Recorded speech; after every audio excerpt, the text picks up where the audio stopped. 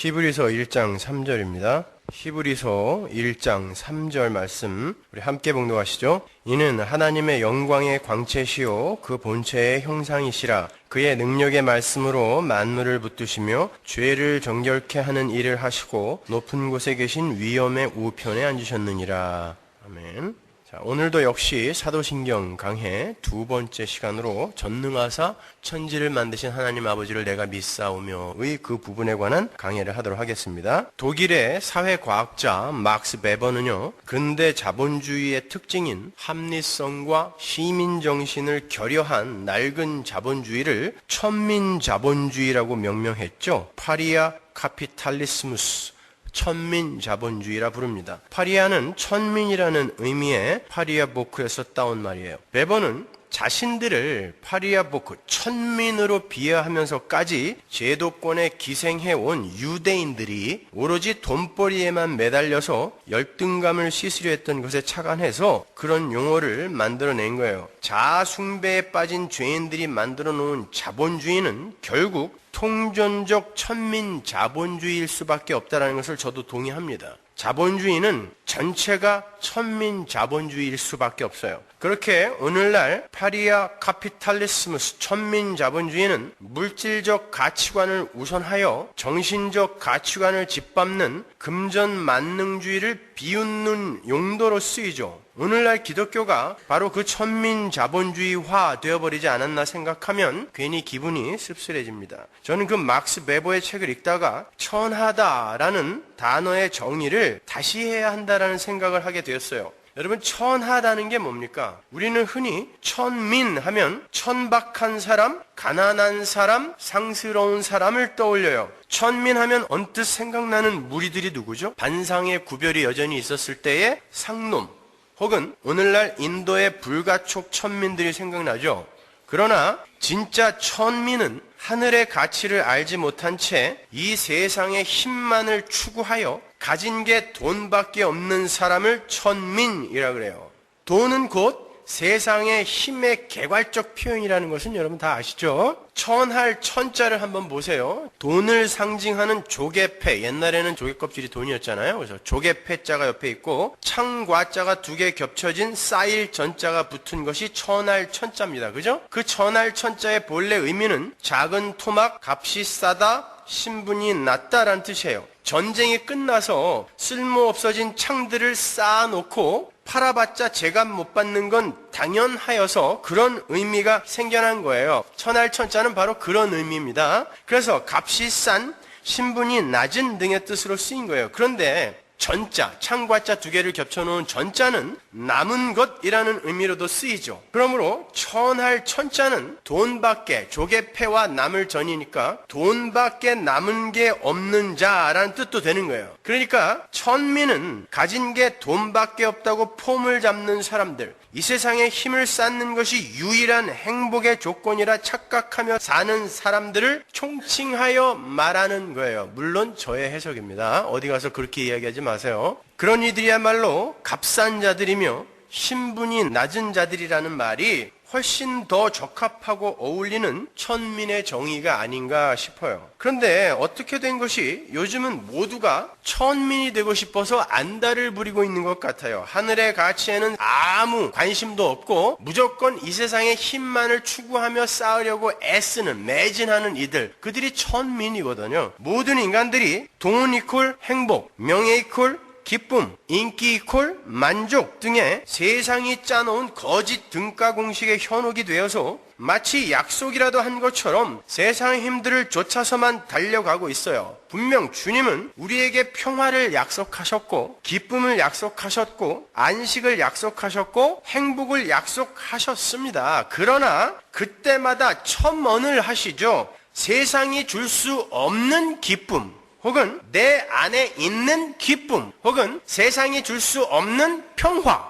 이렇게 첨언을 하신단 말입니다. 그러니까 이 세상의 힘들이 주는 그런 평안, 그런 기쁨, 그런 행복, 그런 안식 아니라는 거죠. 그런데 오늘날에는 성도라는 사람들조차 하늘의 평안과 하늘의 기쁨, 하늘의 행복, 하늘의 안식 등에는 조금도 관심이 없는 것 같아요. 하나님께서 당신 안에 있는 기쁨을 주려 할 때 인간은 돈을 달라 그러죠. 돈을 주면 당연히 기쁨이 따라올 텐데 뭐하러 일을 복잡하게 만드냐는 거예요. 그냥 돈 달라는 거예요. 기쁨 말고 돈 주세요. 기쁨은 내가 알아서 챙길 테니까. 하나님께서 세상이 줄 수 없는 평안과 행복을 주려 할 때 인간은 명예와 인기를 달라 그래요. 명예와 인기를 얻으면 평안과 행복은 따라온다라는 거예요. 여러분 주위에서 이 세상의 힘의 상징인 돈과 명예와 인기와 상관없는 그런 하늘의 행복과 하늘의 평안을 부르짖어 구하는 사람을 몇 명이나 보셨어요? 그런데 정말 그들이 그러한 이 세상의 힘과 가치를 얻어낸 후에 만족하며 살던가요?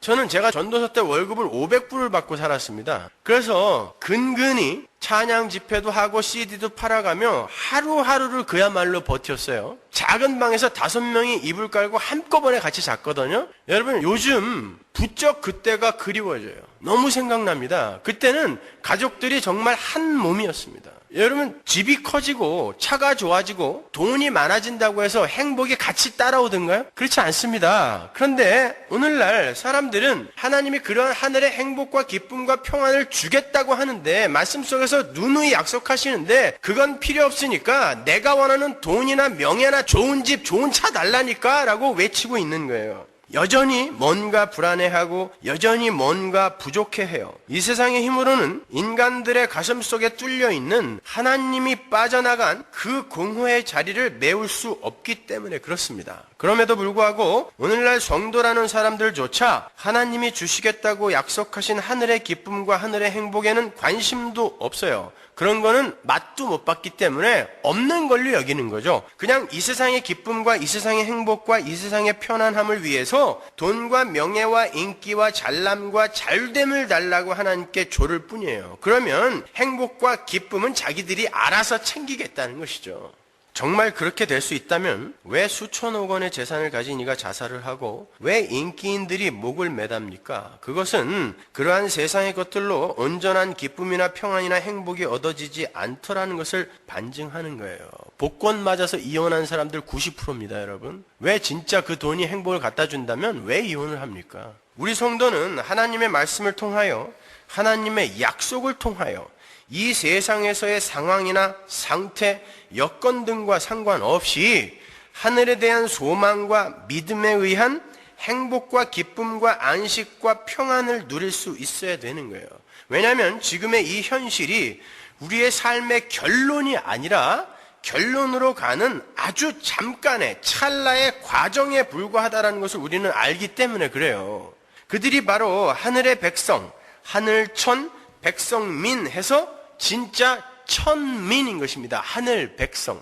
그런데 사탄은 그러한 하늘의 백성들을 돈밖에 모르는 비천한 천민으로 만들기 위해서 온갖 획책과 괴계로 미혹하고 있는 거예요. 그러한 마귀의 속임수에 넘어간 이들이 하나님이 진짜 행복과 진짜 기쁨을 주기 위해 잠시 허락하시는 시험이나 고난이나 역경 등을 견뎌내지 못하는 것입니다. 이 세상 힘이 잘됨이나 잘남이나 자신의 행복과 기쁨의 근원이라고 철석같이 믿고 있는데 역경이 웬 말이며 고난이 웬 말이냐는 거죠. 세상의 힘의 원리라는 안경을 쓰고 봤을 때 그건 저주받은 삶 아닙니까?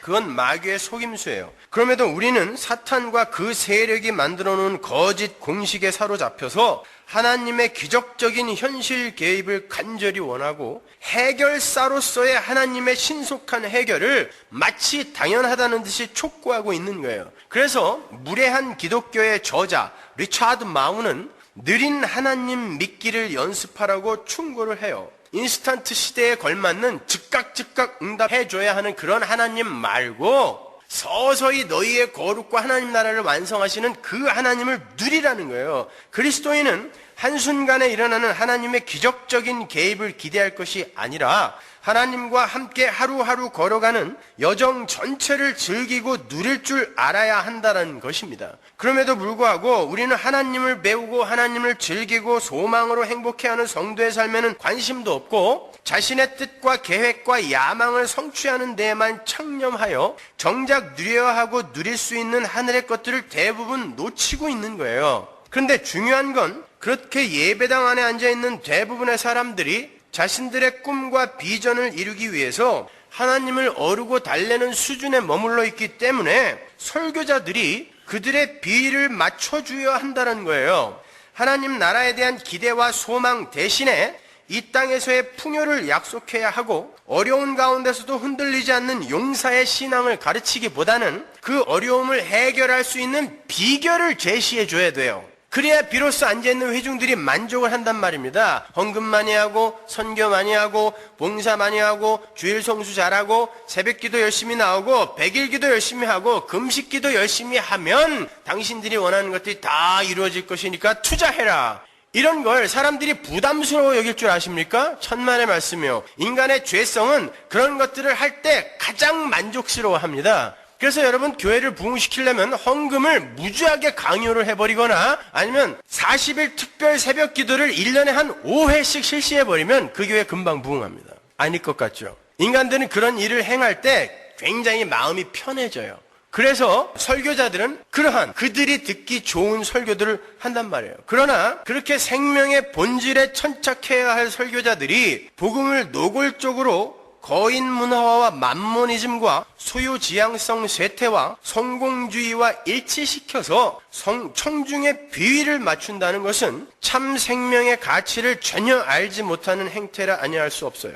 설교자는 사람들을 끌어모으기 위해서 바알 숭배 사상과 성공 신화 이데올로기로 청중의 비위를 맞추며 자신의 인식론적 정직성을 포기해서는 안 돼요. 인식론적 부정직함이라는 것은 자신 앞에 앉아있는 사람들의 비율을 맞추기 위해서 알면서도 바로 가르치지 않는 범죄 행위를 이야기하는 거예요.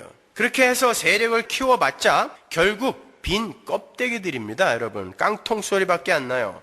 절대로 하나님 백성들의 목적지는 이 세상이어서는 안 돼요. 하나님은 하나님 나라라는 목적지를 향하여 우리 성도들을 이끌고 계신 것이지 이 세상을 목적지로 삼아서 이 세상에서의 부귀영화를 약속하지 않으셨습니다. 단 한 군데도 없어요. 그래서 아무리 성도라 할지라도 이 세상에서는 가난할 수 있고 병들 수 있으며 연약한 자로 살 수 있는 것입니다. 그런 것을 바꿔주고 고쳐주는 게 하나님의 일이 아니란 말입니다. 여러분, 하나님의 이끄심은 그렇게 하늘을 향하고 있다는 것을 놓치시면 안 돼요. 우리는 지난주와 이번 주 2주간에 걸쳐서 창조의 하나님에 관해 공부를 하고 있어요. 우리가 믿는 창조의 하나님은 무에서 유를 만들어내시는 전능하신 하나님이에요. 그런데 그 전능하사 천지를 만드신 하나님은 우리의 아버지이시기도 하단 말이에요. 우리는 이미 그렇게 하나님 우편에 앉아있는 하나님의 자녀들이 되었고 가시적으로도 결국 그렇게 완성이 될 겁니다. 요한계시록 21장 7절, 그렇죠?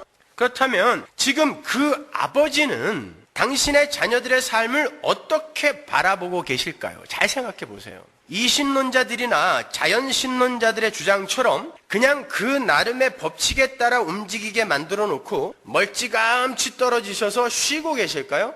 하나님은 창조의 능력과 동일하신 능력을 지금도 발휘하셔서 침 삼킬 동안도 놓치지 않으시고 이 세상과 역사의 과정 그리고 우리 인간의 인생에 관여하셨고 지금도 관여하고 계세요. 창조는 지금도 일어나고 있는 것입니다. 그런 세상과 인생을 향한 하나님의 간섭과 관여하심을 전통적으로 providence, 섭리라고 부르는 거예요.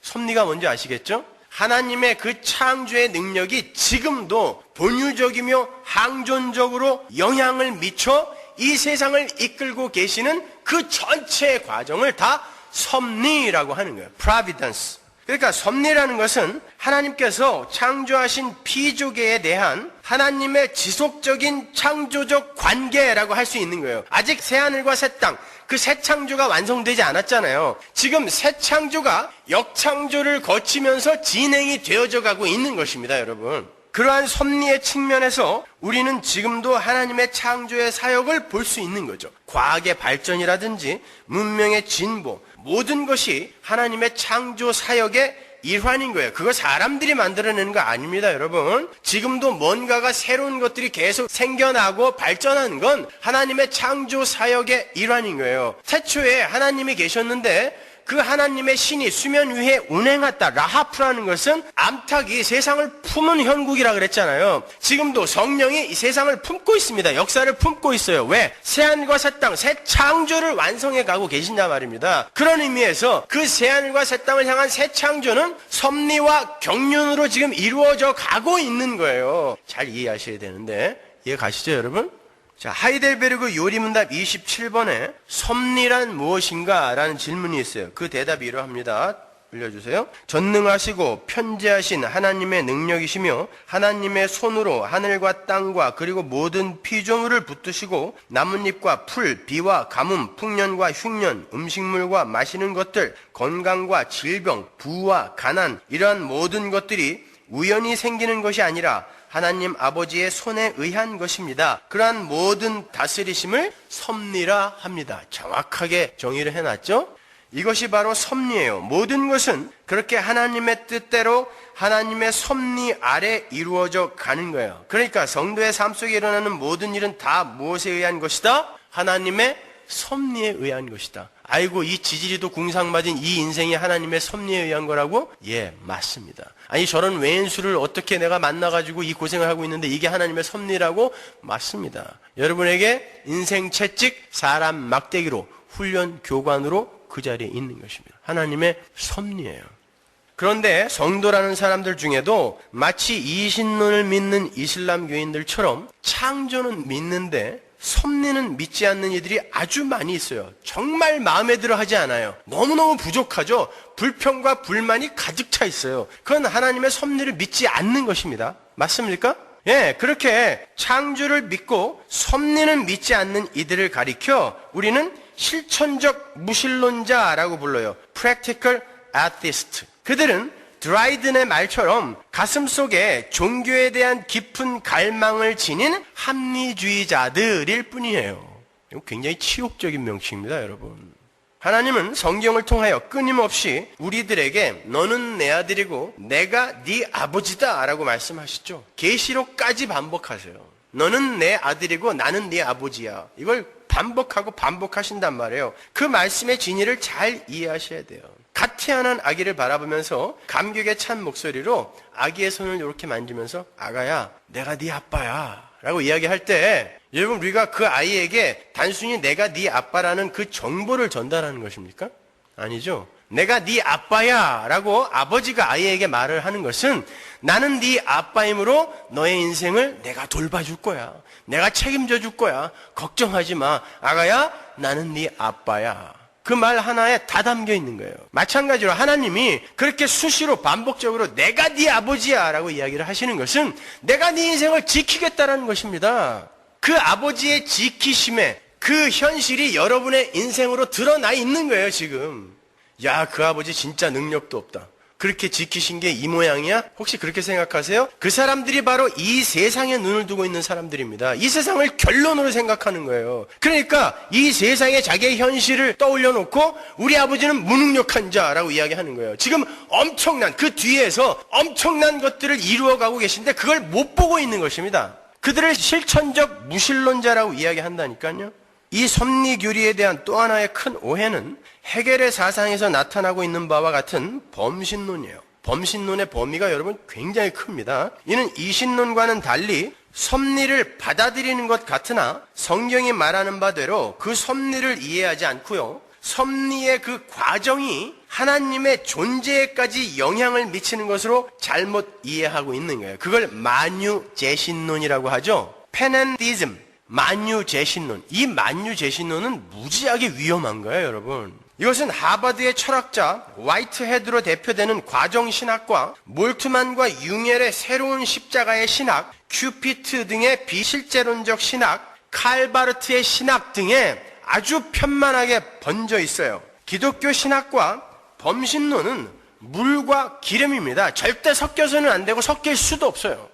그럼에도 유수의 신학자들의 신학과 사상에 범신론이 스며들어와 버렸어요. 이 견해에 의하면 이 세상 역사의 과정이 하나님 자신에게도 매우 형성적인 과정이라는 거예요. 그러므로 이들은 창조와 섭리 사이의 구별을 모호하게 하며 역사의 과정도 하나님 자신의 과정으로 이해를 해요. 그건 하나님의 전지전능하심을 부정하는 아주 불경한 주장이에요. 하나님은 지금도 성숙해가고 있는 불완전한 존재라는 거예요. 그러니까 하나님은 계획도 없고 목적도 없이 철이 들어가면서 성숙되어지면서 우주와 함께 공동으로 완성되어져 가고 있는 존재라는 뜻입니다. 그러니까 하나님의 계획과 목적은 있을 수가 없어요. 이 역사가 하나님의 성숙의 과정에 개입을 하기 때문에 둘은 같이 가는 것입니다. 이렇게 만유재신론이에요.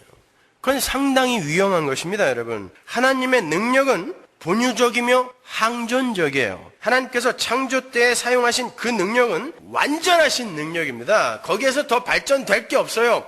완전하신 능력이며 그분은 완전하신 분이에요. 그리고 그 능력은 영원히 항존해요. 그때 잠깐 쓰여지고 만 게 아니라 영원히 항존해요. 장로직이 항존직이 아니라 그런데 쓰는 거 아니에요. 항존이란 말은 하나님의 능력이 항존한다라는 거예요. 그래서 항존이에요. 그 능력은 영원히 항존하여 모든 것에 개입하십니다. 그걸 섭리라고 하는 거예요. 지금 그 본유적이며 항존적인 창조의 하나님의 전능이, 그 능력이 우리의 삶을 이끌고 계시는 거예요. 그것이 바로 providence, 섭리예요. 그러한 섭리의 내용을 굳이 구체적인 세목으로 나누어 보면 유지, 보존, 통치로 나눌 수 있어요.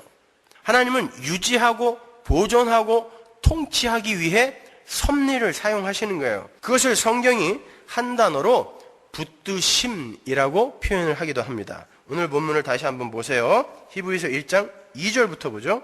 이 모든 날 마지막에 아들로 우리에게 말씀하셨으니 이 아들을 만유의 후사로 세우시고 또 저로 말미암아 모든 세계를 지으셨느니라. 아들로 말미암아 모든 세계를 지으셨대요. 창조죠. 그죠? 이는 하나님의 영광의 광채시요 그 본체의 형상이시라. 그의 능력의 말씀으로 만물을 붙드시며, 현재형이에요. 이 붙드시며가 유지, 보존, 통치하시며 라는 뜻입니다. 이게 바로 섭리라는 뜻이에요. 하나님은 지금 우리의 삶 하나하나를 간섭하시며 이끌고 계시며 통치하고 계신다라는 거예요. 그게 만물을 붙드시며라는 뜻입니다. 레온 모리스의 책을 보면 그가 이 히브리서 대목을 주석하는 부분에서 성자에 유지시키시고 통치하시는 활동의 범위에서 배제된 것은 아무것도 없다. nothing이라는 그런 내용이 있어요.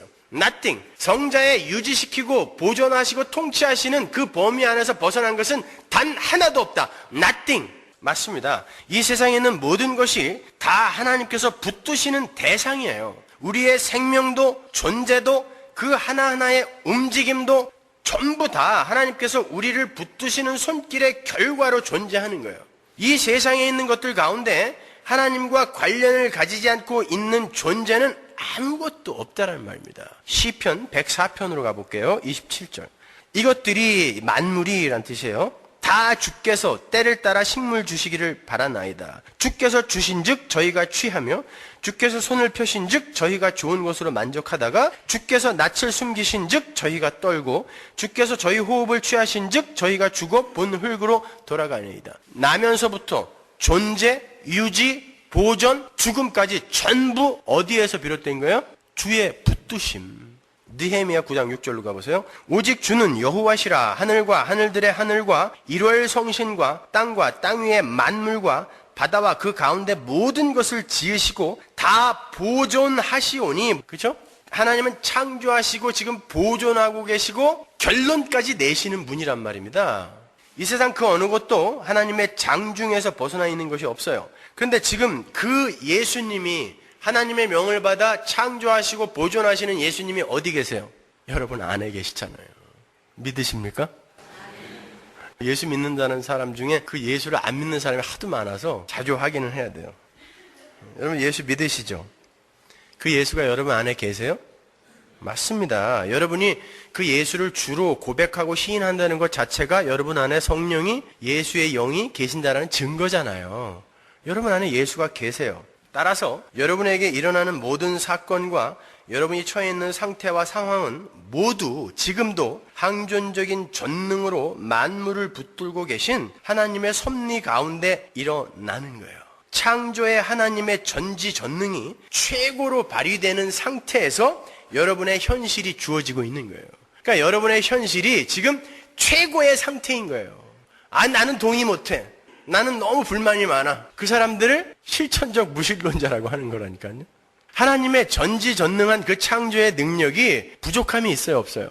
그 창조자가 여러분 안에서 지금 새 창조를 하고 계신단 말입니다. 그 새 창조를 해나가는 과정에서 여러분의 현실과 상태와 여러분이 맞닥뜨리는 사건들이 주어지는 거예요. 그걸 인정하시냐고요. 그들을 성도라고 하는 거예요. 하나님이 나에게 가장 좋은 것 주시고 계시는 거야. 정말 그 좋은 것을 나에게 온전히 선물하시기 위해 이 과정을 통과시키는 것일 뿐이야. 그걸 성도의 믿음이라고 하는 것입니다. 그 섭리를 인정하는 성도의 온전한 믿음인 거예요, 여러분. 그런데 이제 경륜으로 넘어갑니다. 하나님께서는 이렇게 세상을 그저 유지하시고 통치해 나가시는 것만이 아니고 하나님께서 창세 전부터 가지고 계셨던 어떤 뚜렷한 목적과 계획을 향하여 세상이 진행해 나갈 수 있도록 세상을 운영해 가세요. 그렇게 어떤 정해진 목적을 향하여 계획을 가지고 유지하고 통치하시는 것을 경륜이라고 하는 거예요. 섭리하고 경륜이 뭐가 다른지 아시겠죠? 그죠? 같은 말이에요. 같은 말인데 섭리는 하나님의 붙드심 전체를 총칭한 것이고 경륜이라는 것은 그 섭리가 어떤 목적, 새하늘과 새 땅, 새 창조를 목적으로 하고 있다라는 그 측면에서 경륜이라고 하는 거예요. 그러니까 섭리와 경륜은 어려운 게 아니에요, 여러분. 그러니까 이 세상은 그저 존재하는 게 아니라 그냥 우발적이며 우연적으로 돌아가는 게 아니라 하나님에 의해서 일정한 방향으로 나아가며 통제되고 다스려지고 있다는 거예요. 어떤 방향? 하나님 나라의 완성과 성도의 거룩을 향해서. 그게 경륜인 거예요. 그 목적지를 향한 하나님의 섭리가 경륜인 거예요. 이렇게 쉽게 설명해 주는 사람 없는데. 경륜 잘 아시겠죠?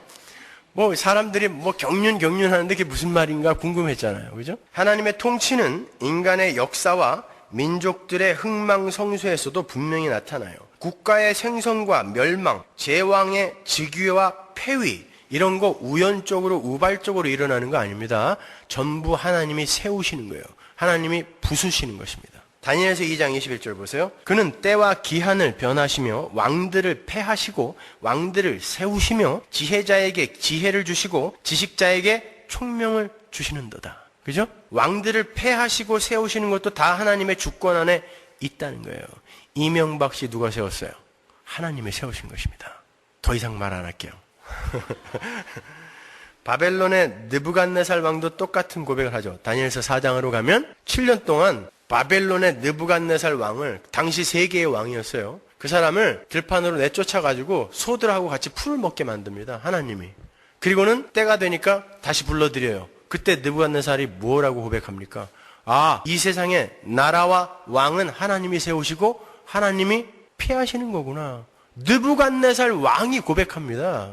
그거 가르치기 위해 느부갓네살을 7년 동안 소들하고 같이 풀을 먹게 만들어버린 거예요. 이렇게 하나님은 당신의 본유적이며 항존적인 능력으로 우리의 인생과 우주와 역사를 섭리하시며 경륜해가고 계세요. 모든 일을 그분의 마음에 원하시는 대로 이끌어 가세요. 절대로 우리의 생각과 우리의 야망과 타협하지 않습니다. 여러분이 하나님의 보좌를 흔들 수 있다고요? 그런 보좌에 앉아있는 하나님을 뭐하러 믿습니까?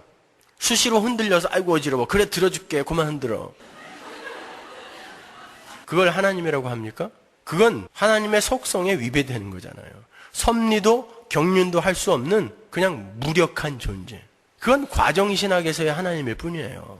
에베소서 1장 11절 보세요. 모든 일이에요. 모든 일을 그 마음의 원대로 역사하시는 자의 뜻을 따라. 무슨 말이에요? 엿장수 맘대로 자기 맘대로 하시는 하나님의 뜻을 따라 우리가 예정을 입고 라는 뜻이에요. 이 세상은 엿장수 맘대로예요. 거기서 엿장수는 하나님입니다. 하나님 맘대로 운행해 가시는 거예요. 거기에 토기들이 나를 왜 이렇게 만들었어요? 라고 항의할 수 없는 것입니다, 여러분. 하나님의 그 섭리는 아주 사소한 것도 전부 다 아울러요. 마태복음 10장 29절 보세요. 참새 2마리가 한 아사리온에 팔린 것이 아니냐. 이거는 아주 값어치 없는 것이다라는 것을 비유적으로 표현하는 것입니다. 그러나 너희 아버지께서 허락지 아니하시면 그 하나라도 땅에 떨어지지 아니하리라. 참새가 2마리에 한 아사리온이에요. 이건 아주 싼 가치 없는 것이라는 뜻이에요. 그것도 하나님이 관여하시더라는 거예요. 그 참새도 하나님이 떨어져라 라고 허락하지 않으면 아무리 갖다 총을 쏴도 절대 못 떨어진다라는 것입니다.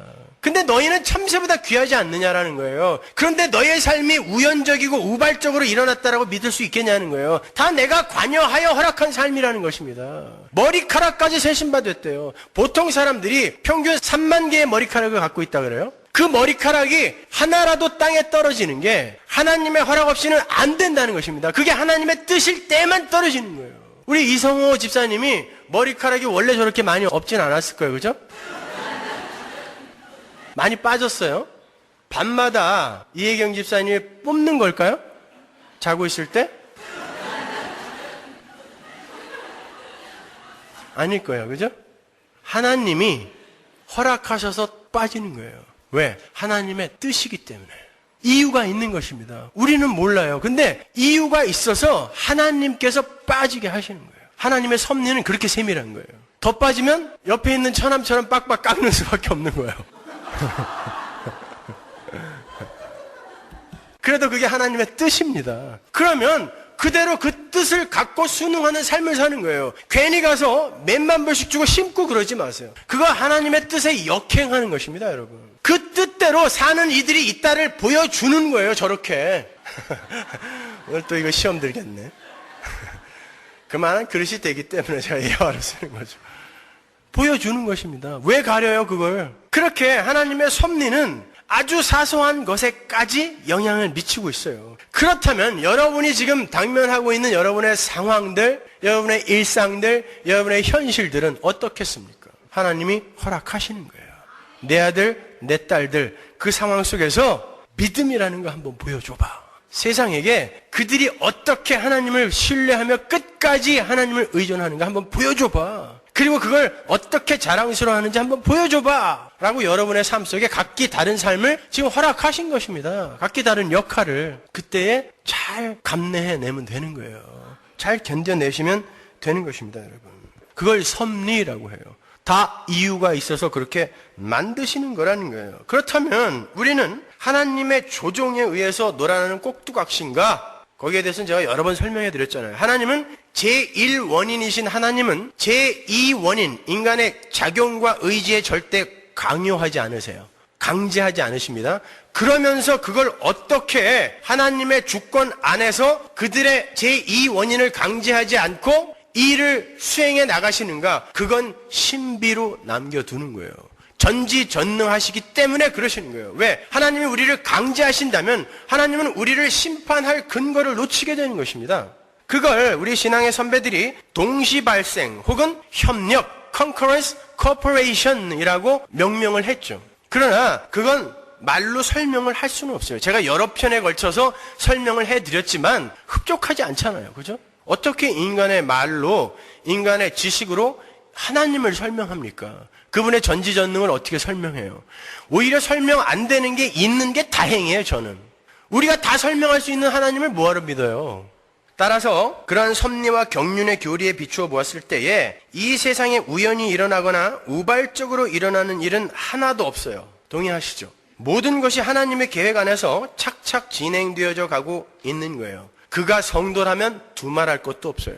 우리의 인생도 마찬가지입니다. 우리의 인생 또한 하나님의 손아귀에서 단 한 걸음도 빠져나갈 수가 없어요. 모든 것은 하나님의 작정 속에서 그분의 섭리와 경륜하에 발생하고 보존되며 영위되고 결론 지어지는 거예요. 따라서 그러한 하나님의 섭리와 경륜을 믿는 성도라면 도박이나 복권 이런 요행을 바라는 일을 절대로 해서는 안 되는 거예요. 우연을 기대하는 일 이런 거. 그래서 종교개혁자들이 포커를 절대 못 치게 했습니다. 노름이라서 못하게 한 게 아니라 우연적인 거 기대하지 말라는 거예요. 그거는 우연을 기대하는 거거든요. 패가 잘 들어와야 되니까. 옛날 생각나네요. 그런 거 절대 못하게 했어요. 우연은 안 된다라는 거예요. 우리의 아버지가 우리가 노력도 하지 않은 일확천금을 우리에게 거저 줄까요? 진짜 우리를 사랑하는 아버지라면 그 자식 망하게 하는 겁니다. 여러분은 여러분 자녀를 그렇게 키우고 싶으세요? 땀 한 방울 흘리지 않은 자식들이 게으름과 불성실함과 요령으로 큰 돈을 벌게 됐을 때 그것을 함께 기뻐하는 이들은 정말 자식 사랑하는 거 아닙니다. 그 자식은 그 재물로 분명히 망하게 되어 있어요. 돈은 계속 소유하게 될지 모르지만 그의 정신은 바로 피폐해집니다. 여러분. 그런 의미에서 저는 우연과 우발에서 시작이 되어서 우연과 우발로 진행되어지고 결론되는 진화론 또한 동의할 수가 없는 거예요. 저는 하나님을, 창조의 하나님을 믿기 때문에 이 세상에 우연과 우발은 있을 수 없습니다. 이 세상의 모든 것은 창조의 하나님의 창조 사역과 섭리와 경륜에서 비롯되는 거예요. 따라서 성도는 이 세상에서 그들에게 일어나는 모든 일들이 모두 다 하나님의 아버지다운 손길에서 우리에게 온다는 것을 인정해야 되는 거예요. 여러분, 존재론적으로는 모든 것들과 모든 이들이 다 하나님의 섭리 아래 있습니다. 그러나 인식론적으로는 믿음으로 그렇게 하나님이 이 우주와 역사와 인생을 섭리하신다는 것을 믿는 성도들에게만 그게 인식이 되기 때문에 성도들은 반드시 그 하나님의 섭리를 믿어야 돼요. 그럼에도 불구하고 여러분이 여러분의 인생을, 여러분의 그 현실을 하나님의 섭리로 받아들이냔 말이에요. 그렇다면 왜 그렇게 징징거리세요? 왜 그렇게 아각거리세요? 왜 이렇게 불평불만에 쌓여서 사세요? 그 많던 재산 전부 걷어가시고 사업 전부 망하게 하시고 그 다음에 성경 읽게 하셨으면 하나님의 섭리입니다. 그거 진짜 좋은 거 주시기 위해 하나님이 언젠가 사라져버릴 이 세상의 가치들 잠시 먼저 뺏어가신 거, 그게 최고의 선을 향한 하나님의 섭리라면 이때 감사할 수 있는 게 성도여야 된다라는 거예요. 여러분은 아시잖아요. 그 많은 재산 가지고 떵떵거리며 살다가 지옥 가느니 차라리 미리 하나님께 빼앗기고 그리고 천국 가는 게 진짜 가치 있다는 것을 아시잖아요. 그래서 예수님이 직접 말씀하셨죠. 네 눈이 너 천국 가는 거 방해하면 빼버려. 네 오른손이 너 천국 가는 거 방해하면 잘라버려. 그 말은 진짜로 거짓말하면 입을 꼬매라든지 엉뚱한 거 보면 눈을 뽑으라든지 이런 말이 아니잖아요. 천국 갈 때 방해되는 건 미리미리 잘라내도 괜찮아. 네가 천국 가는데 돈이 방해가 되면 잘라내버려야 돼. 네가 천국 가는데 자식 방해되면 나 잘라버릴 거야. 하나님의 의지의 표현인 것입니다, 여러분. 거기에 남연하면서 왜 자기의 삶에 그 일이 나타났을 때는 왜 하나님은 내 삶에 간섭하지 않아? 왜 나를 이렇게 놔둘까? 왜 그 일이 자기에게 닥치면은 거기에 순응을 못하냔 말이에요. 하나님이 진짜 좋은 것 주기 위해 여러분의 삶에 잠시 허락하는 역경이라면 왜 그거 땡큐 하나님 하고 못 받아들이냔 말이에요. 물론 힘든 거 알아요. 그렇지만 하나님이 우리 안에서 함께 아파하시면서 이겨낼 힘까지 주신다고 하지 않습니까? 그 하나님을 믿어야 되는 거예요. 여러분은 예배당에서 그 하나님을 소개받아야 되는 것입니다. 그 하나님을 배워야 되는 거예요. 근데도 전부 진짜 좋은 거는 보지 못했기 때문에, 내가 만져보지 못했기 때문에 그건 나중에 주고 지금 내가 원하는 걸 해달라는 거 아닙니까? 지금 그거 줬다가 내 아들 이 완성의 자리에 못 갈까 봐 하나님이 안 주는 겁니다. 그러면 그때 하나님의 마음을 헤아리는 자로 성숙이 되어져야 되는데, 이건 뭐 40일씩 굶어가면 하나님이 협박하고 말이죠. 어떻게 해서든지 바꿔달라는 거죠. 안 그러면 굶어 죽어버릴 거야 정말. 여러분, 자식 새끼들이 흔히 부모님들 협박하는 도구로 쓰는 게 뭐예요? 이거 안 사주면 나 밥 안 먹어. 우리는 그럼 무조건 안 먹여요. 그래서 그런 협박을 못하죠, 그 다음부터는. 여러분, 왜 40일 금식기도 했는데 하나님이 여러분 소원 안 들어주는 줄 알아요? 네가 아무리 밥 안 먹어도 네 손해야. 나는 내가 원하는 대로 끌고 갈 거야. 그래서 안 들어준 겁니다. 괜히 밥 굶고 그러지 마세요. 잘 드시고 건강하게 예수 믿으십시오. 그래서 여러분이 오늘 이 섭리를, 창조의 하나님의 섭리를 잘 배운 이후부터는 여러분의 삶 전체를, 여러분의 현실을 섭리 아래에서 인정하고 순응하고 받아들이실 수 있어야 돼요. 그게 성도여야 돼요. 인식론적인 섭리를 인정하는 성도. 우리가 입으로는 부르심을 입은 자들에게는 모든 것이 합력하여 선을 이룬다라고 그냥 입에 침도 안 바르고 외치면서 실제로 삶에 있어서는 뭐가 선이야, 이게 이 가난이 선이야, 이 질병이 선이야 이러고 있다면 우리가 뭐가 그게 믿는 자냔 말이에요. 모든 것이 합력하여 선을 이룬다며, 그 모든 것은 여러분이 잘된 일, 잘못된 일, 슬픈 일, 기쁜 일 다 포함된 일이에요. 그래서 모든 일입니다. 그건 섭리를 인정하는 자, 경륜을 인정하는 자들만이 할 수 있는 위대한 신앙 고백인 거예요.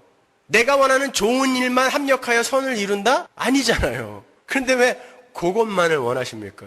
나에게 일어난 일 중에 나의 선에 기여할 것과 기여하지 못할 것을 우리 스스로 구별을 해서 나에게 유익이 되지 않을 것 같은 그런 일들은 이건 하나님의 실수일 거야 라고 치부를 해버린다면 그 사람은 섭리를 믿고 있는 게 아닌 거예요. 여전히 선악과를 따먹은 아담 안에서 선악을 자기가 판별하고 있는 죄인의 자리에 있는 사람입니다. 자기가 분별하고 있는 거 아니에요. 요거는 하나님의 실수, 요거는 나의 선에 기여하는 것. 돈 벌고 병 낫고 부자 된 거, 인기 얻은 거, 명예 얻은 거, 요건 나의 선에 기여하는 거. 내가 망하고 병 걸리고 실패한 요거는 다 하나님의 실수. 에라 물러가라. 그게 무슨 섭리를 믿는 것입니까? 그게 모든 것이 합력하여 선을 이룬다를 믿는 자들의 태도입니까, 여러분? 아니란 말입니다. 모든 것, 여러분이 처해 있는 그 상황, 모든 것이 바로 선을 향한 하나님의 그 전지전능한 하나님의 최고의 능력이 발휘되어 만들어진 상황인 거예요. 여러분이 지금 잃고 있는 거, 여러분이 지금 빼앗기고 있는 거, 하나님이 최고의 선을 이루시기 위해 잠시 허락하는 과정일 뿐인 거예요. 그거 인정하지 않는 자들을 하나님이 이렇게 한탄하세요. 이사야서 40장 27절 보세요.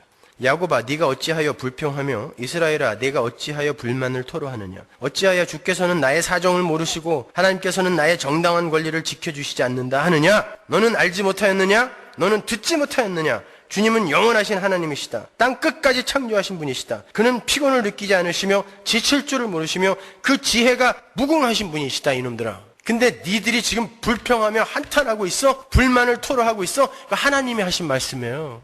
마치 욥의 넋두리에 쏟아부으신 38장 이후로 그냥 왕창 한 5장 정도 쏟아부으신 하나님의 그 말씀하고 똑같지 않아요? 너 지금 네가 아무 잘못 없다고 나한테 지금 삿대질하고 있는 거야? 너 내가 천지 만들 때 너 어디 있었냐? 너 우박이 담겨있는 창고 봤어? 막 물어보시니까 욥이 뭐라 그래요? 제가 제 입을 가리고 아무 할 말이 없나이다. 제가 그 전에는 주님을 귀로만 들었는데 이제는 눈으로 봅니다. 그 최고의 선으로 욥을 이끌기 위해 그에게 그러한 고난들을 허락하셨어요. 우리는 마찬가지인 것입니다, 여러분. 우리 삶에 일어나는 그 모든 사건과 상황들, 현상들, 정황들은 전부 그렇게 우리에게 하나님을 가르치고 하나님 나라만을 오롯이 소망하게 만들기 위해 하나님이 섭리로 경륜으로 창조, 새 창조의 과정으로 우리에게 허락하고 계시는 거예요. 하나님은 실수하지 않으세요. 하나님은 게으르지도 않으십니다. 그분은 졸지도 않으시고 주무시지도 않으시며 당신의 백성들을 지키고 계세요. 그 지키심은 상황과 상태와 여건을 당신의 백성들이 원하는 대로 바꾸어주는 지킴이 아니라 그랬습니다. 어떠한 상황 속에서도 하나님을 신뢰하고 그분께 자신을 의뢰하는 믿음을 지키시는 거예요. 그걸 지키심이라고 하는 것입니다. 붙드심이 그거라니까요. 그게 뭐예요? 그걸 성숙이라고 하고 그걸 거룩이라고 하고 그걸 순종이라고 하잖아요. 어떠한 상황 속에서도 하나님을 신뢰하고 그분께 내 삶을 의뢰하는 걸 순종이라고 하잖아요. 바꿔주세요가 순종 아니란 말입니다. 그게 지키심이라니까요. 하나님이 가라시면 가죠 뭐. 그래서 때때로 우리에게 믿음을 발휘해야 할 그러한 사건들과 상황들이 닥쳐오기도 하는 거예요. 그때 하나님의 섭리, 그분의 경륜, 그분의 지키심을 경험하셔야 돼요. 그렇게 창조의 하나님의 권능을 믿고 그분의 섭리와 경륜을 인정했던 우리의 신앙의 선배들이 어떻게 살아갔나 한번 볼까요? 히브리서 11장 36절. 11장이 믿음장입니다. 또 어떤 이들은 믿음이 있는 자들이에요. 희롱과 채찍질 뿐 아니라 결박과 옥에 갇히는 시험도 받았으며 돌로 치는 것과 톱으로 켜는 것과 시험과 칼에 죽는 것을 당하고 양과 염소의 가죽을 입고 유리하여 궁핍과 환난과 학대를 받았으니 이런 사람은 세상이 감당치 못하도다. 저희가 광야와 산중과 암혈과 토굴에 유리하였느니라. 근데도 견디더라. 그런데도 이기더라. 이 이야기하고 있는 거예요. 하나님께서 당신의 백성들 중 어떤 무리를 택하여 희롱과 채찍질과 결박과 옥에 갇히게 하셨어요. 돌로 치는 것과 톱으로 켜는 것과 칼과 궁핍과 환난과 학대를 받게 하셨어요. 광야와 산중과 암혈과 토굴에서 평생을 지내게 하셨어요. 심지어 카타콤, 갑바도기아, 무덤 속에서 평생 4대를 살게 하신 적도 있어요. 근데 그들이 이겨내더라는 것입니다. 여전히 하나님을 붙들고 있더라는 거예요. 거기에서 하나님의 전능하심이 드러나는 거예요. 진짜 하나님은 전능하시구나. 어떻게 인간이 톱으로 켜고 있는데 그런데도 하나님을 원망하지 않을 수 있어요. 하나님의 전능이 그를 만드신 거 아닙니까? 그 하나님의 새 창조의 전능의 능력이 그의 삶 속에 나타나고 있는 거예요. 여러분, 누가 지금 여러분을 톱으로 켜는 사람이 있습니까? 아무리 몸이 아파도 나무 톱으로 켜는 사람이 있어요? 아무리 가난하게 살아도 지금 토굴에 사는 사람들이 있어요? 없잖아요. 근데 우리의 신앙의 선배들은 그렇게 우리가 상상할 수도 없는 고난과 환난과 역경을 통과하면서 하나님을 믿는 자의 당당함, 그의 믿음, 하나님의 영광, 하나님의 강함을 드러내더라는 것입니다. 그걸 우리의 삶 속에서 하나님이 요구하시는 거예요. 괜찮아요, 여러분. 우리 다 그 길을 함께 가고 있는 거예요. 여러분 자신만 특별하게 고난을 받고 있다고 생각하지 마세요. 제가 그저께 참 혀를 깨물고 죽고 싶을 만큼 심한 욕을 들었는데 절더러 교주라는 거예요. 면전에 대놓고. 교주는 뭔가 생기는 게 있어야 해먹는 거 아닙니까, 그거? 교주는 앞에 앉아있는 사람들의 비율을 맞춰주고 그들이 원하는 것들을 잘 긁어주며 그들에게서 빼먹을 걸 빼먹는 걸 교주라고 그러죠. 십자가를 지고 자기를 부인하고 겸손하고 낮아져라. 세상 힘에 청렴하지 말아라. 이거 가르치는 교주 보셨어요? 왜 저한테 그런 소리 하냐 그랬더니 당신만 다르게 이야기를 하는데 당신의 골수 팬들이 자기 주변에 너무 많다는 거예요. 사람이 어떻게 사람을 그렇게 만드냐는 것입니다. 제가 그렇게 만든 건가요? 복음을 아는 이들이 자연스럽게 그렇게 들고 일어난 것입니다. 그런데 그것도 저와 아주 친한 사람이었어요. 면전에 대놓고 그렇게 얘기하니까 참 이 짓을 계속 해야 되나 별 생각이 다 들더라고요. 이제 교주 소리까지 듣는구나. 여러분, 우리가 올바른 길을 가면 세상은 반드시 여러분을 미워해야 돼요. 그리고 그들과 함께 한 길을 가지 않는 여러분을 반드시 핍박해야 됩니다. 어떻게 해서든지 세상은 여러분을 넘어뜨리려고 할 거예요. 여러분의 약점을 들춰내려고 할 것입니다. 그래서 세상에게 봐라, 저게 가짜지, 폭로할 거예요. 그래서 우리는 더 열심히 잘 살아야 돼요. 더 열심히 착하게 살아야 됩니다. 그렇게 우리가 이해할 수 없는 어려운 상황 속에서도 우리는 사도 바울과 같은 위대한 신앙 고백을 해내야 돼요. 로마서 8장 34절 보세요. 누가 정죄하리요? 죽으실 뿐 아니라 다시 살아나신 이는 그리스도 예수시니 그는 하나님의 우편에 계신 자여 우리를 위하여 간구하시는 자니라. 그래서 누가 우리를 그리스도의 사랑에서 끊으리요? 환난이나 공고나 핍박이나 기근이나 적신이나 위험이나 칼이랴? 기록된 바 우리가 종일 주를 위하여 죽임을 당케 되며 도살할 양같이 여김을 받았나이다 함과 같으니라. 그러나 이 모든 일에 우리를 사랑하시는 이로 말미암아 우리가 넉넉히 이기느니라. 이런 일이 없다는 게 있다라는 거예요. 있다는 거죠. 근데 예수의 지키심이 우리를 이기게 하시는 것일 뿐입니다. 거기에 넘어지게 만들지 않는다는 것이지 이런 일이 우리의 삶 속에서 없어진다는 일이 아니에요. 그때에 당당하게 그래도 나는 갈 거야. 그래도 나는 갈 거야. 니들이 뭐라고 욕해도 상관없어. 나는 그래도 갈 거야. 그리로 가야 되는 거예요. 하나님은 바로 이 고백을 우리로부터 듣고 싶은 거예요.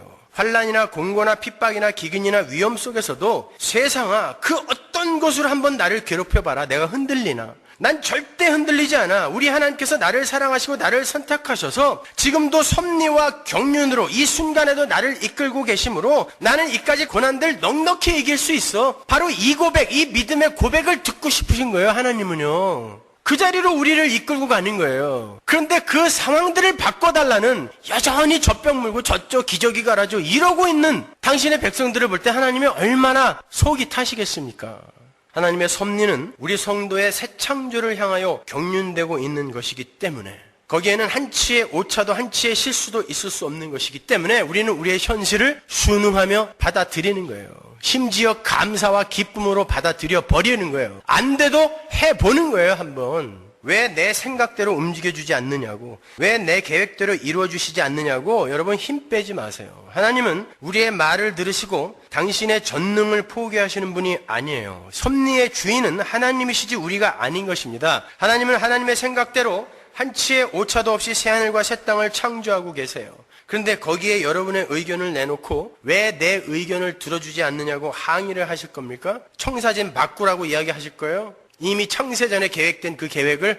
그런 의미에서 성도에게는 한이라는 것이 있어서는 안 돼요. 우리 민족을 향하여 한 많은 민족이라고들 하죠? 그래서 그 한을 풀어볼 양으로 가게에 흐르는 저주니 뭐니 해서 열심히들 쫓아다녀요. 특히 한국교회가 더합니다. 한 푸는 거예요, 그거는요. 모든 것이 하나님의 섭리와 경륜하에 일어난 것임을 아는 이들에게 무슨 한이 있으면 무슨 상처가 그렇게 많습니까? 하나님이 섭리하신 거라면서요. 하나님이 경륜해 가시는 과정에서 일어난 일이라면서요. 그걸 한으로 받아들이신단 말이에요. 그걸 상처로 간직하고 있단 말이에요. 하나님이 최고의 선을 향해서 우리의 삶에 일으키시는 섭리와 경륜을 하나님이 당신의 계획 속에서 필요하셔서 허락하신 것들이 우리의 일상이며 현실이라는 것을 온전히 믿는다면 자기에게 피해를 주고 고통을 준 것들이 한으로 상처로 남으면 안 돼요. 어린 시절에 나는 학대를 너무 받았어. 나는 너무 무관심 속에서 자랐어. 나는 너무 가난했어. 나는 이혼을 했어. 나는 사별을 했어. 나는 어렸을 때 강간을 당했어. 그런 일들을 여러분이 부끄럽고 창피한 것으로 자꾸 여기니까 그게 한이 되고 상처가 되는 거예요. 여러분, 우리의 본래의 자리가 어디입니까? 여러분은 어디서 죽었어요? 예수 안에서 십자가에 매달려 죽었습니다. 왜 십자가에 매달려서 죽었어요? 십자가에 매달려 죽을 만큼 죄인이기 때문에 죽은 것입니다. 거기가 원래 우리의 자리예요. 여러분, 십자가에는 개도 안 매답니다. 악독한 살인마들만 매달아요. 그게 우리였습니다. 그러니까 여러분, 누가 이 개만도 못한 인간 그러면 감사하게 여기세요. 맞는 소리예요, 그거요. 십자가에다가 개 안 달아요. 우리만 달아요. 우리 자리가 거기예요. 나는 원래 그렇게 취급받아 마땅한 존재입니다. 여러분, 성도가 복음을 올바로 알게 되면, 맞아, 나는 그렇게 학대받아 마땅한 자가 맞았어. 그건 상처가 아니라 원래 죄악된 세상 속에서는 그렇게 살 수밖에 없는 거였어. 근데 하나님이 거기서 나를 건져주신 거야. 그리로 가는 거예요, 여러분. 너무나 가난하게 살았어. 하늘의 풍요를 마다한 인간들이 가난하게 사는 게 마땅한 거야. 그걸 하나님이 나에게 가르쳐 주신 것뿐이야로 가면 되는 거예요. 그걸 왜 한으로 상처로 갖고 있습니까? 나는 어려서 몸을 더럽혔는데 그까짓 몸뚱아리 나중에 와서 다 벗고 갈 건데 그거 좀 더럽혀지면 어떻습니까, 여러분? 그거 다 벗겨내고 새겨주려고 하나님이 이 죄악된 세상 속에서 서로가 서로를 어떻게 먹고 삼키며 무엇 뜯는지 한번 보라고 여러분 삶 속에 그런 아픈 기억들을 허락하신 것뿐이에요. 거기서 여러분은 이 세상의 죄악성을 발견하면 되는 거예요. 그리고 여기서 벗어나게 해준 하나님의 은혜를 붙들면 그게 은혜입니다. 그걸 왜 상처라고 생각하세요? 그건 한도 아니고 상처도 아니고 아무것도 아니에요. 하나님의 섭리예요. 하나님의 경륜입니다. 잘 선용하세요. 여러분의 거룩에 잘 쓰셔야죠. 이런 것들이 지금 자기들 안에 상처로 남아있어요. 왜? 나에게서 일어나지 말았어야 할 일들이 하나님의 무관심으로 나에게 주어졌다라고, 불공평하게 나에게만 주어졌다라고 생각하기 때문에 그게 한으로 상처로 남은 것입니다. 아니라니까요. 이 세상 그 어떤 것도 하나님의 섭리와 경륜의 장중에서 벗어나 우발적으로 우연히 일어날 수 있는 것은 없단 말입니다. 여러분이 하나님의 사랑 안으로 들어온 건 창세 전이에요. 따라서 여러분이 이 세상에 태어날 때부터 하나님의 사랑과 은혜가 여러분을 쫓아다녔단 말입니다. 근데 그 아버지가 나를 쫓고 있는 그 상황 속에서 내 삶에 일어난 일이라면 나는 거기에서 뭔가를 배워야 하는 것이지 상처와 한으로 그걸 간직하고 있으면 안 되는 거예요. 그까짓 거 뭐가 그렇게 상처가 됩니까? 조금 못 먹고 자란 게 뭐가 그렇게 상처가 돼요? 조금 관심을 못 받고 자란 게 뭐가 그렇게 상처가 됩니까? 그렇게 못 먹고 자랐어도 이렇게 살쪄 있잖아요, 지금요. 이 세상 모든 자들이 여러분에게 무관심하게 대했다 할지라도 그 사랑의 하나님이 여러분을 침 삼킬 동안도 놓치지 않고 사랑하며 쫓아다녔단 말입니다. 근데 뭔 상처가 이렇게 많아요? 우리는 십자가에 달려서 죽어야 할 처참한 죄인이었습니다. 왜 그거는 생각하지 않으세요? 그나마 이렇게 살아서 여기에 앉아있는 것, 그 십자가의 자리와 견줄 수 있겠습니까? 지금 이렇게 하나님 믿고 예수 믿고 이렇게 위대한 하나님의 백성들이 되어 있는데 뭔 한이 그렇게 많아요? 뭔 상처가 그렇게 있습니까? 전부 지금 이 세상에 눈을 두고 있고 자기가 계획하고 있는 가치 있는 자기라는 존재에 대한 그림이 따로 있는 거예요. 그죠? 거기에 못 미치니까 이렇게 괴로워하는 거 아닙니까? 아니라니까요. 여러분의 실제 자리는 십자가예요. 개도 안다는 그 자리. 나는 그런 존재. 하나님의 은혜가 날 붙들지 않으면 내가 어떻게 개를 쫓아가겠니? 개는 의리라도 있잖아. 나는 그런 의리도 없어. 인정하세요. 맞불을 놓아버리시는 거예요. 그럼 여러분이 이겨요. 자, 그런 이들에게 용서는 당연히 나와야 되죠. 제2원인으로 제1원인인 하나님에 의해 사용된 너, 아이고 오히려 불쌍하다. 하나님의 은혜가 너에게도 임했으면 좋겠다. 그 요한 웨슬레의 고백처럼 당신은 나의 거룩을 위해서 도구로 쓰인 하나님의 도구인데 당신에게도 나에게 임한 하나님의 은혜가 임했으면, 세계 3대 악처 중인 그 몰리에게 그렇게 얘기했대잖아요. 그냥 그렇게 쓰임만 받다가 지옥 가면 어떡해. 용서가 나오는 것입니다. 거기에서 섭리와 경륜을 인정하는 성도의 믿음 속에서, 창조의 하나님의 권능을 인정하는 성도의 믿음 속에서 용서가 자동적으로 격발되는 거예요. 요셉 보세요. 자기 형들이 자기를 팔았어요. 죽인 겁니다. 그거는요. 자기 목에 칼 꽂은 거나 다름없어요. 그러나 형들을 용서하죠. 어떻게? 당신들이 보낸 게 아니라 하나님의 어떤 목적이 있으셔서, 경륜이죠. 그죠? 목적이 있으셔서 나를 앞서 보내신 거예요. 내가 당신들 자손들까지 다 돌봐줄게요. 그게 성도의 용서예요. 창조와 섭리와 경륜을 인정하는 성도의 용서. 뿐만 아니라 그런 이들은 자기 업적도 자랑을 못해요. 헌금을 아무리 많이 해도 자랑을 못해요. 봉사를 아무리 많이 해도 자랑을 못해. 왜? 하나님의 섭리와 경륜에 의해서 내가 이만큼 잘한 거거든요. 뭘 자랑해요 거기서. 그러니까 전능하사 천지를 만드신 하나님 아버지를 내가 믿는다라는 그 한 고백 안에 얼마나 많은 내용이 들어있는지 아시겠죠? 그래서 기도는 함부로 못하는 거예요. 주문 외우듯이 그렇게 하는 거 아닙니다, 여러분. 사도 바울은 자랑하는 자는 주 안에서 자랑하라고 그러죠. 예배당 안에 와서는 아무나 자랑해도 된다는 말이 아니라 주님이 하신 일을 자랑하라라는 뜻이에요. 정확히 번역을 하면. 주 안에서 자랑하라는 주님이 하신 일을 자랑하라. 네가 한 건 아무것도 없다라는 뜻입니다. 또 그러잖아요. 한쪽에서는 네가 받지 않은 게 어디 있다고? 왜 자랑하느냐? 그렇죠? 네가 가지고 있는 것 중에 받지 않은 게 어디 있냐 그래요. 너의 성품, 능력, 업적, 재산 받지 않은 게 뭐 있느냐? 하나님이 다 준 거다. 섭리와 경륜 아래에서. 근데 왜 자랑해? 라고 이야기하잖아요. 예, 여러분 믿음이라는 거, 신앙이라는 건 그렇게 엄청나고 위대한 거예요, 여러분. 우리는 그냥 하나님의 그 섭리와 경륜 아래에서 하나님이 허락하시는 현실과 사건과 상황과 정황 속에서 그냥 존재하면 돼요. 그러면 하나님이 그 목적에 맞게 이끌어 가시는 거예요. 제가 요즘 작은 꽃들하고 묘목들을 저희 동네 코스코에서 세일을 해요. 뭐 50전 1불 이렇게. 그래서 그거를 이만큼 샀어요. 한 15불어치 사다가 뒤뜰에 그 자갈밭을 파서 하루에 1시간씩 그걸 심어요. 웬 자갈이 그렇게 많은지 말이죠. 땅 파는데 정말 1시간씩 걸려요. 파는데 그 안에 지렁이, 땅속 벌레들, 작은 미생물은 물론 눈에는 안 보여요. 근데 분명히 있을 거 아니에요? 그런 것들이 살고 있어요. 그 땅 속에. 전 아무것도 없는 줄 알았어요. 그 더운 사막, 그 메마른 땅 안에 파보니까 거기에 그 수많은 생물들이 살고 있더라니까요. 제가 그걸 보면서 얘네들은 무슨 재미로 여기서 살까? 굉장히 깊이 한번 생각해 봤어요. 무슨 재미로 여기서 살까? 이 지렁이는 내일 파봐도 이 자리에 있을 텐데, 이 벌레는 내일 파봐도 이 자리에 그냥 이렇게 엉금엉금 기고 있을 텐데, 이 땅 속에서 무슨 재미로 살까? 하나님이 어떤 목적이 있으셔서 그 자리에 심은 거거든요. 그냥 그렇게 우리도 그 자리에 있으면 되는 거예요. 이 세상에서 재미 추구하려고 하지 마세요. 자기 자랑하려고 하지 마세요. 그냥 그 벌레들처럼 그 자리에 있으면 되는 거예요. 제가 그랬어요. 그 지렁이 다시 묻어주면서 너는 나에게 이 깊은 깨달음을 주기 위해 봄부터 이 자리에 이렇게 머무르고 있었구나. 예, 그 목적을 위해 걔는 그 자리에 있는 건지도 몰라요. 우리의 인생이 그렇습니다. 우리 인생에 뭐 있어요? 인생 뭐 있어? 요즘 사람들이 자조적인 말로 그러잖아요. 인생 뭐 있어요? 그 자리에 있으면 되는 거예요. 여러분, 하나님이 있으라는 자리에 그대로 있어주는 게 여러분이 최고로 열심히 일하는 거예요. 가난한 자리에 있으라고 그러면 그 자리에 순응하며 있으세요.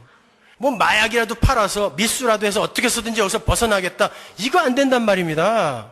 그 자리에 그냥 있는 거예요. 머리 벗겨졌으면 그대로 있으란 말이에요. 심지 말고. 그 자리에 있는 거예요. 코가 낮아요? 그 자리에 있으세요. 거기다 뭐 넣고 그러지 마세요. 다리 짧아요? 있으세요. 그 자리에 있는 거예요. 존재하는 거예요. 그 벌레들처럼 땅속의 벌레들 뭘 재미있어서 거기 있겠어요? 있으라니까 있는 거예요. 유독 인간만 있으라는 자리에 안 있어요. 끊임없이 기어 올라가는 것입니다. 그래서 불행한 거예요, 인간이. 여러분, 지렁이들이 자기들끼리 전쟁하는 거 보셨어요? 있으라는 자리에 있으면 전쟁할 필요 없어요. 근데 그 자리를 자기의 이성과 판단을 근거로 하여 벗어나려고 하고 업그레이드 하려고 하니까 자꾸 문제가 생기는 것입니다. 근데 자기의 계획과 자기의 뜻, 그런 거 버리지 못하니까 여전히 이렇게 불행한 거예요. 여전히 이렇게 고통스러운 거예요. 여러분, 하나님 나라를 바라보세요. 마귀의 그 계획에 속지 마세요, 여러분. 그 하나님의 섭리와 하나님의 그 경륜을 인정하면요, 그리고 그분의 창조의 능력을 인정하면 여러분 그때 비로소 쉴 수 있어요. 여러분 그때 비로소 자유로울 수 있습니다. 아둥바둥 해봐야 변치 않는다는 거 내가 알기 때문에 그때 자유로울 수 있어요. 하나님이 허락하시면 받는 거고 아니면 마는 거예요. 제가 대학 때 그 인도차이나 3개국 중에 캄보디아를 간 적이 있어요. 단기 선교로. 캄보디아 그 오지에 가면요, 아직도 전기가 안 들어오는 데가 있어요. 지금도요. 그러니까 TV가 있을 리가 없죠. 신문이 있을 리가 없습니다. 아직도 벌거벗고 살아요. 인도차이나가 아직도요. 근데 제가 거기 가서 충격적인 소리 한 마디 들었습니다. 어떤 선교사님들이 가서 개척을 해놓은 그런 마을이었는데 한 청년이 저한테 그렇게 물었어요. 통역을 통해서 저에게 이야기를 하는데, 우리가 우리의 신을 믿고 있을 때에는 이곳이 천국이었대요. 그냥 우리는 이 밀림 속에서 모든 걸 해결할 수 있었대요. 심지어 그들은요, 나뭇잎을 따서 비누를 만들기도 합니다. 정글 안에 모든 게 다 있어요. 벌레 물려 바르는 약까지 있어요. 나무 껍질. 없는 게 없어요. 그래서 그들은 그냥 하루하루를 즐겁고 행복하게 살았어요. 근데 선교사님들이 기독교를 들고 들어와서 문명을 전해줬어요. 문명의 이기들을 가지고 들어와서 이것저것 구경을 시켜줬고, 당신들은 미래를 위해 저축을 해야 한다라고 가르쳐준 그 뒤부터 이들이 그때부터 단 한순간도 행복한 적이 없었대요. 내가 그동안에는 이 정글에 내가 믿는 신이 허락하는 이 자연 안에서 그냥 행복했었는데, 만족했었는데, 누군가가 들어와서 삶은 그런 게 아니야. 좀 더 나은 것이 있고, 그리고 너희들은 좀 더 나은 삶을 위해, 미래를 위해 뭔가 준비를 해야 되라고 이야기를 한 후부터 계속 불안해 쫓겼다는 거예요. 그 전에는 모든 마을 사람들이 그냥 다 그렇게 자급자족하고 공동 생활을 하면서 만족했는데, 그때부터는 경쟁자들이 되는 거예요. 그때부터 옷을 입기 시작했고, 그때부터 부끄러움이 뭔지를 알았다는 것입니다. 우리가 우리의 신을 믿었을 땐 행복했는데 왜 당신들이 믿는 하나님이 들어오고 난 후부터 우리 마을이 이렇게 됐냐는 거예요. 파워 기독교는 그런 파괴를 낳는 것입니다. 예수를 믿게 되면 그런 세상의 힘을 얻을 수 있고 이 세상에서 내가 원하는 것을 다 이뤄낼 수 있다라는 그런 파워 기독교는 여러분을 불행하게 만드는 거예요. 머리를 쓰세요. 생각을 해보세요. 여러분이 예수 믿고 뭘 그렇게 행복해졌습니까? 왠 줄 아세요? 그동안 예수 믿으면은 여러분이 원하는 게 다 들어진다라고 잘못 배워왔기 때문에 그렇습니다. 그런 거 아니에요. 모든 건 하나님의 섭리와 경륜하에 여러분에게 주어지는 거예요. 만족하세요. 자족하세요. 순응하세요. 그 자리에 있으세요. 땅속 그 벌레들처럼. 하나님이 하나님의 목적을 위해 여러분을 잘 쓰실 거예요. 열심히 현실에 충실하세요. 마지막으로 결론으로 제가 한 구절을 함께 읽고 마치도록 하겠습니다. 사도행전 17장 28절. 우리가 그를 힘입어, 여기에 동사 3개가 걸려요. 그를 힘입어, 여기서 그를이라는 건 예수님이에요. 그를 힘입어 살며 living입니다. 기동하며 moving입니다. 움직이는 거. 있느니라 being이에요. 존재, 사는 거, 여러분의 움직임, 모든 것이 다 누구를 힘입어? 그를 힘입어 존재하는 거예요. 그러면 그분이 여러분의 삶 속에 허락하는 이 현실과 사건들과 상황, 정황들은 다 뭐다? 최고의 선을 향한 하나님의 섭리와 경륜인 거예요. 그러니까 일어나십시오. 그 자리에서. 기도하겠습니다.